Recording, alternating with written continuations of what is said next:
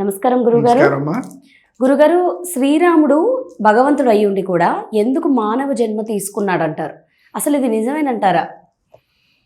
శ్రీరాముడు తాను భగవంతుడని ఎక్కడా చెప్పలేదు. 24,000 శ్లోకాల వాల్మీకి రామాయణంలో ఆయన ఎక్కడ చెప్పినా ఆత్మానం మానుషం మన్యే రామం దశరథాత్మజే అని చెప్పారు. నేను మానవుణ్ణి స్వామి, నా పేరు రాముడు, మా నాన్న పేరు దశరథుడు, మా అమ్మ పేరు కౌసల్య, నేను కేవలం మానవుణ్ణి అని చెప్పారు. ఎక్కడా భగవంతుడు చెప్పలేదు. అదే కృష్ణావతారంలో కృష్ణ పరమాత్మ తానెక్కడా మానవుణ్ణి అని చెప్పలేదు, నేనే దేవుణ్ణి అని చెప్పాడు. రాముడు ఎక్కడా నేను దేవుణ్ణి అని చెప్పలేదు. ఎందుకు చెప్పలేదు అని మనకు అనుమానం వస్తుంది. అప్పటికి రావణ వధ జరగాలి. రావణాసురునికి ఉన్నటువంటి వరాలలో నరులు వానరులు తప్ప మిగతా వాళ్ళ చేత వధింపబడాలి అనేటువంటి ఇది పొందాడు. అంటే రావణుణ్ణి వధించాలి అంటే ఇప్పుడు పరమాత్మ మానవ అవతారాన్ని ధరించాలి. ఎందుకంటే రావణాసురుడు మానవుణ్ణి కోరుకోలే. మానవులు ఏం చేస్తారు, వానరులు ఏం చేస్తారు, వాళ్ళ వల్ల నాకేం ప్రమాదం ఉండదు, వీళ్ళు తప్ప మిగతా వాళ్ళందరి వల్ల నాకు ప్రమాదం ఉంటుంది కాబట్టి ఆ వరం కోరాడు. రావణ వధ కోసం రామచంద్రమూర్తి మానవ అవతారాన్ని ధరించాడు. ఇది ఒక భాగం. మానవ అవతారం ధరించినప్పుడు, మానవ రూపం ధరించినప్పుడు మానవుడికి కొన్ని ధర్మాలు ఉంటాయి. దేవతలకి ఈ ధర్మాలు మనం అప్లై చేయొచ్చు, చేయకపోవచ్చు, చెయ్యలేం కూడా. కానీ మానవుడు అన్నప్పుడు ఇలాగే ఉండాలి. ఆ నియమం కానీ, ధర్మం కానీ, నీతి కానీ, మానవ లక్షణాలు కానీ ఇవన్నీ ఉండాలి. ఇవన్నీ ఉంటే కానీ రావణాసురుడు వధింపబడడు. అందుకని రామచంద్రమూర్తి మానవ అవతారాన్ని ఎందుకు ధరించాడు అంటే, ఒకటి రావణ వధ కోసం, రెండవది ఆయన కూడా అనుకున్నాడు, ఇప్పటి వరకు ఊరికే వచ్చేసి వెళ్ళిపోయినాను, అసలు నేను మానవుణ్ణైతే నేను ఎలా ఉంటాను, ఎలా ఉండాలి. ఇప్పుడు మనం అనుకుంటామే, నాకు కూడా ఒక్కరోజు ప్రధానమంత్రి పదవి ఇస్తే నేను ఎలా ఉంటాను, ఒకరోజు రాష్ట్రపతి పదవి ఇస్తే నేను ఎలా ఉండాలి.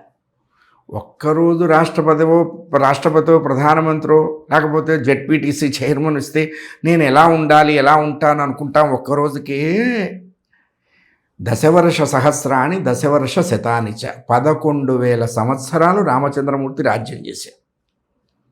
ఒక్కరోజుకే మనం ఇలా ఉండాలి అనుకున్నప్పుడు మరి ఇన్ని వేల సంవత్సరాలు ఆయన ఎలా ఉండాలి? అందుకని ఆయన ఒక చిన్న, అసలు నా వరకు నేను ఎలా ఉండాలి ఒకసారి చూసుకుంటే బాగుంటుందబ్బా. ఇప్పుడు మనం కూడా రకరకాలుగా అలంకరించుకొని అద్దం ముందు నిల్చుంటాం. అబ్బాయి ఈ ఫోజ్ బాలే, అబ్బాయి మేకప్ ఎక్కువైంది, ఇంకోసారి అబ్బాయి కొంచెం లిప్స్టిక్ ఎక్కువ, అబ్బా ఇంకోసారి ఐలైనర్ ఎక్కువైంది, అబ్బా ఇంకొకసారి ఐలాషెస్ ఎక్కువైంది.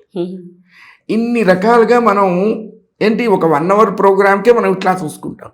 మరి ఇన్ని వేల సంవత్సరాలు ఆయన భూమి మీద ఉండాలి అంటే ఆయన ఎలా ఉండాలి, అసలు ఎలా ఉంటే బాగుంటుంది, ఎలా ఉంటే నేను ఎప్పటికీ ఉండిపోతాను.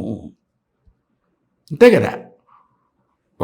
ఒక నాటకము, ఒక ఏదో మనం వేసేస్తాం, అయిపోయింది, వెళ్ళిపోయినాం, మనం వెళ్ళిపోతాం.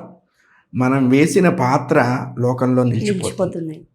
అందుకని ఆయన మానవ రూపాన్ని ధరించాడు.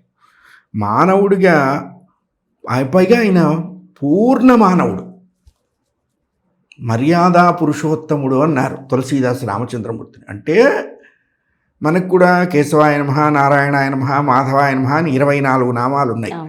24 నామాల్లో ఎక్కడా రామనామం లేదు. చూడండి మీరు. మరి రామనామం లేకుండా ఎట్లా ఉంది 24 నామాలు అంటే? 24 నామాల్లో ఒక నామం పురుషోత్తమాయ నమః, అది రాముడికి సంబంధించింది. అంటే ఉత్తమ పురుషుడు. వాల్మీకి కూడా బ్రహ్మగారిని అడిగాడు. రామచంద్రమూర్తి రాజ్యం చేస్తున్నప్పుడు వాల్మీకి రామాయణం రచించాడు. కోన్ అస్మిన్ సాంప్రతంలోకే గుణవాన్ కస్య వీర్యవాన్ ధర్మజ్ఞస్య కృతజ్ఞస్య సత్యవాక్యో దృఢవ్రత. 16 లక్షణాలున్న హీరో ఎవడైనా ఉన్నాడా? ఆ హీరోని అడ్రస్ చేస్తూ నేను ఏదన్నా ఒక పుస్తకం రాస్తాను అని అడిగారట నారద మహర్షుల వాల్మీకి. అయ్యో ఉన్నాడయ్యా, ఇప్పుడు ఆయన పరిపాలిస్తున్నాడు, నువ్వు అడిగిన లక్షణాలన్నీ ఉన్న గ్రేట్ హీరో ఉన్నాడు అని చెప్పి రాముడి గురించి చెప్పాడు. ఆయన కూడా మానవుడుగా ఉన్నాడు ఇప్పుడు. మానవుడిగా ఏమేమి ఉండాలన్నారు? ఈ 16 లక్షణాలు ఉండాలి. ధర్మజ్ఞస్య, కృతజ్ఞస్య, సత్యవాక్యో, దృఢవ్రత.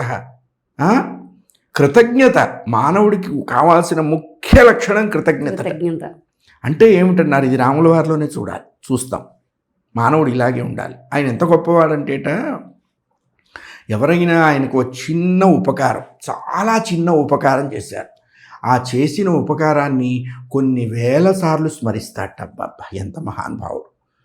ఎవరన్నా వాంటెడ్లీ ఎంత పెద్ద అపకారం అయినా చేస్తే కనీసం నిద్దట్లో కూడా అనుకోడు. ఇది మానవ లక్షణం. ఇది ఇప్పుడు క్వైట్ ఆపోజిట్ అయ్యింది. ఏదన్నా ఒక చిన్న ఉపకారం చేస్తే దానికి ఫ్లెక్సీలు, బోర్డులు, అడ్వర్టైజ్మెంట్లు, టీవీల్లో అదే పనిగా ధడా ధడా ధడా శబ్దాలతో రావటం. పొరపాటున ఎవడైనా కాలు తొక్కితే వాడి గురించి ఊరంతా ప్రచారం చేసేస్తాం. ఇది మానవ ధర్మం కాదు. మానవ ధర్మం అంటే కృతజ్ఞత. ఈ 16 లక్షణాలు ఉన్న ప్రతి మానవుడు రాముడే అవుతాడు. అందుకనే రామచంద్రమూర్తి ఎక్కడా భగవంతుడు అని చెప్పుకోలేదు. నేను మానవుణ్ణి. మిగతా వాళ్ళు అన్నారు అంటే అది వాళ్ళు రామతత్వాన్ని తెలుసుకొని అన్నారు. అప్పటికి కూడా రాముడు చెప్పాడు.